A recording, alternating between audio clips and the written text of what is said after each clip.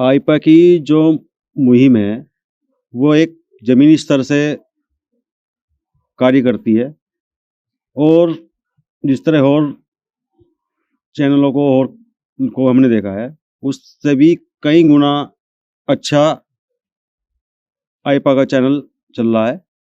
इसके लिए हम लोग पहले आपको धन्यवाद देंगे और आगे भी आप जो है प्रगति करते रहें। मुजफ्फरनगर की जो मेन समस्या है वो है एक जाम की स्थिति। नावल्टी चौराहा पिछले कई सालों से वो बंद पड़ा हुआ था, वो बीच में खोल दिया गया, फिर बंद कर दिया गया था, वो फिर खोला गया और आज के टाइम में फिर वो नावल्टी चौराहा बंद है।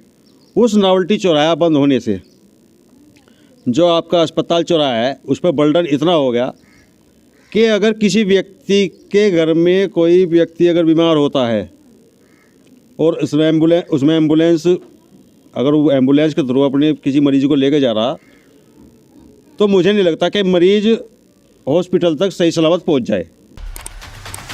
नमस्कार, आईपा के मंच में आपका स्वागत है। मैं अनमोल कुमार। आईपा यानी all India progressive politics association, जो बात करता है हमेशा जन सरोकार की, जन समस्याओं की और समस्याओं के समाधान की। इसी को लेकर आज आईपा मंच की टीम मुजफ्फरनगर के आवास विकास कॉलोनी में पहुंची है और आज हमारे साथ युवा सुधार उत्थान समिति के अध्यक्ष महेश वर्मा जी हैं। आइए हम सीधा महेश जी से ही रूबरू होते हैं। महेश जी, आईपा के मंच में आपका स्वागत है। धन्यवाद। अच्छा महेश जी, आईपा की जो मुहिम चली हुई है आप इसको कैसे देखते हैं? आईपा की जो मुहिम है वो एक ज़मीनी स्तर से कार्य करती है और जिस तरह और चैनलों को हमने देखा है उससे भी कई गुना अच्छा आईपा का चैनल चल रहा है। इसके लिए हम लोग पहले आपको धन्यवाद देंगे और आगे भी आप जो है प्रगति करते रहें। अच्छा महेश जी, मेरा पहला सवाल व्यापार से संबंधित ही है। व्यापार में क्या लगता है, व्यापारी इस सरकार में, जो भाजपा की सरकार है, कितना सुरक्षित रहा? देखिए, पूर्व की सरकारों को देखते हुए व्यापारी भारतीय जनता पार्टी की सरकार में काफ़ी हद तक सुरक्षित रहा।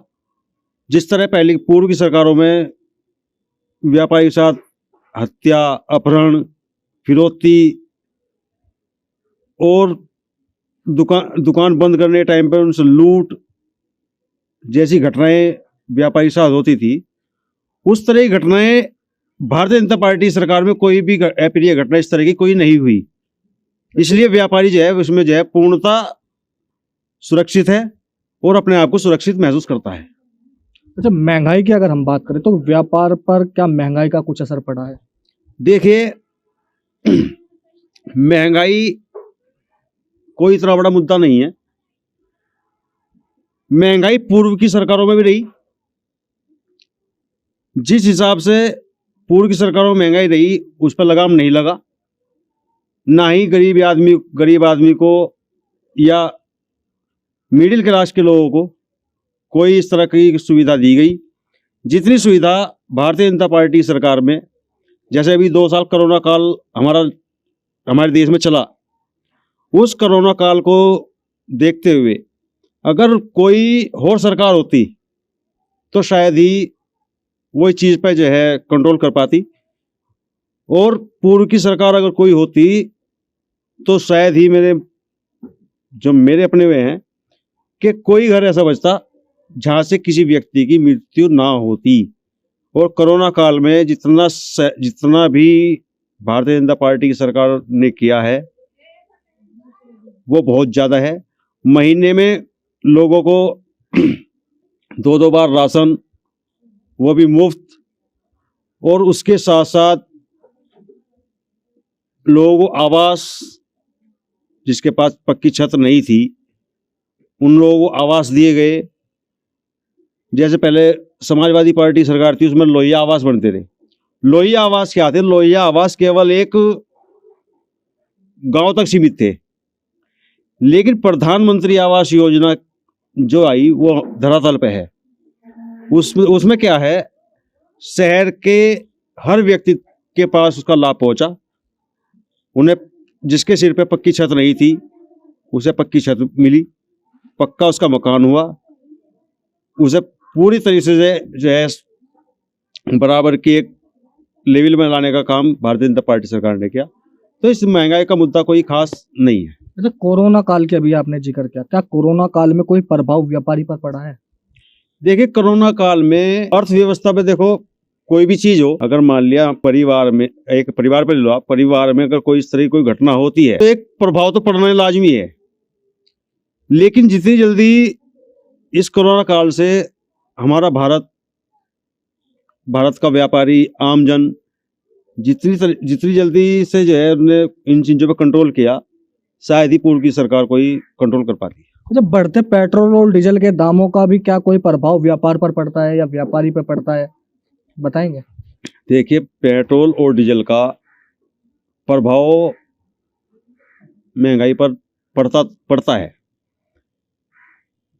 क्योंकि जब डीजल या पेट्रोल के दाम बढ़ेंगे तो जो सामान इधर से उधर जाना, एक्सपोर्ट होना, या बाहर से कहीं सामान आया तो सीधी सी बात है कि उसमें महंगाई की मार तो उसमें पड़ेगी, क्योंकि जब डीजल पे रेट बढ़ेंगे तो भाड़ा बढ़ेगा, और भाड़ा बढ़ेगा तो सामान भी महंगा होगा। यानी कहीं ना कहीं जो पेट्रोल डीजल की बढ़ती महंगाई है उसका असर व्यापारी पर पड़ता है। उसका असर व्यापारी पर नहीं पड़ता, उसका असर जो पड़ता है आम लोगों पर पड़ता है। जो महंगाई बढ़ेगी, भाई दुकानदार ने तो अपना सामान जो उसका 1 रुपये था वो 100 रुपये बेचेगा, लेकिन वो आम लोगों तक जाते जाते वो 1 रुपये का माल वो 1.5 रुपये में पब्लिक में। यानी इस महंगाई का जो असर होगा वो व्यापारी को ना होके आम जनता पर पड़ेगा। आम जनता पर पड़ेगा। अच्छा, मुजफ्फरनगर की अगर हम बात करें तो मुजफ्फरनगर अपने आप को कितना सुरक्षित महसूस करता है पहले के मुकाबले? देखिए, पहले वक्त में मैंने बताया था आपको कि पूर्व की सरकार में महिलाएं, लड़की, व्यापारी, आम आदमी अपने आप को सुरक्षित महसूस नहीं करता था। लेकिन आज के टाइम में महिलाएं और लड़की या आम आदमी अगर रात को 12 बजे भी कहीं से आता है या जाता है तो उस पर कोई भी किसी प्रकार की अप्रिय घटना होने का कोई भी सवाल ही नहीं उठता, क्योंकि वो अपने आप में सुरक्षित है, कानून व्यवस्था अपने आप में दुरुस्त है। पहले के मुकाबले अब की जो कानून व्यवस्था है वो एक बहुत अच्छी स्थिति में है। पहले क्या था, पहले फोन कर किसी के साथ कोई घटना हुई, प्रशासन को या पुलिस को अगर फोन करते थे तो घंटों घंटों इंतजार करना पड़ता था। लेकिन अब आज के टाइम में आप फोन कीजिए, आपके पास 5 मिनट नहीं लगेगी। वो पुलिस की जो सुविधा है, जो उनकी तरफ हेल्प है, वो आपको 5 मिनट के अंदर आपको पुलिस की हेल्प मिलेगी, और कानून व्यवस्था में बहुत ज़्यादा सुधार हुआ है। मुजफ्फरनगर के विकास की अगर हम बात करें तो मुजफ्फरनगर में कितना विकास हुआ है? देखिए, फिर वही पूर्व की सरकारों का आकलन और इस सरकार का आकलन करना पड़ता है। पहले की जो पूर्व में जो भी काम हुए, पहले पूर्व की जो सरकारों में काम हुए, आप शामली रोड ले लीजिए, भगत सिंह रोड ले लीजिए, रुड़की रोड ले लीजिए, शहर के चारों तरफ कोई भी रोड उठा के देख लीजिए, पहले आपको कम से कम उन सड़कों से गुजरने के लिए अगर आपको काली नदी से या शामली स्टैंड से शिव चौक जाना था तो आपको कम से कम 1 घंटा उसमें लगना था, क्योंकि गड्ढे इतने गहरे गहरे थे और सड़कें इतनी भीड़ी थी कि सड़क पर निकलने के लिए जगह नहीं थी। लेकिन आज के टाइम में सड़कें वही हैं, लेकिन आज के टाइम में आदमी जो है बहुत, आप सामने शिव चौक तक मुश्किल से मुश्किल 15 मिनट में आप पहुंच जाएंगे। अच्छा, आप ये बताएं कि मुजफ्फरनगर की ऐसी बड़ी समस्या, कोई बड़ी समस्या बताएं जिससे जनता आज भी परेशान है और उस समस्या का समाधान अभी तक भी नहीं हो पाया है। मुजफ्फरनगर की जो मेन समस्या है वो है एक जाम की स्थिति। नावल्टी चौराहा पिछले कई सालों से वो बंद पड़ा हुआ था, वो बीच में खोल दिया गया, फिर बंद कर दिया गया था, वो फिर खोला गया और आज के टाइम में फिर वो नावल्टी चौराहा बंद है। उस नावल्टी चौराहा बंद होने से जो आपका अस्पताल चौराहा है उस पर बर्डन इतना हो गया कि अगर किसी व्यक्ति के घर में कोई व्यक्ति अगर बीमार होता है और उसमें एम्बुलेंस अगर वो एम्बुलेंस के थ्रू अपने किसी मरीज को लेके जा रहा, तो मुझे नहीं लगता कि मरीज हॉस्पिटल तक सही सलामत पहुंच जाए, क्योंकि उसे जब समय से चिकित्सा नहीं मिलेगी तो वो रास्ते में ही उसमें दम तोड़ देगा। इसलिए नावल्टी चौराहा खुलना बहुत जरूरी है। उस नावल्टी चौराहा खुलने से एक तो अस्पताल वाला जो है रोड वो क्लियर होगा और दूसरी बात जो स्कूल के बच्चों को आने जाने में जो दिक्कत होती है उसमें भी उन लोगों को बहुत सुविधा मिलेगी।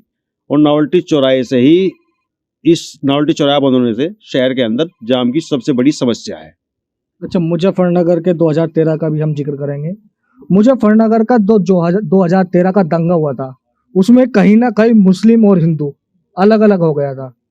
तो क्या लगता है, क्या आज भी मुजफ्फरनगर का हिंदू और मुस्लिम बटा हुआ है?